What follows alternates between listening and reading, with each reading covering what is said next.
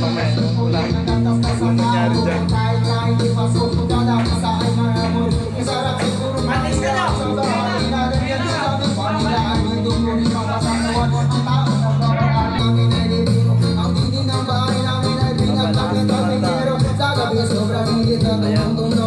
Tingnan natin kung ano mangyayari mamaya sa akin.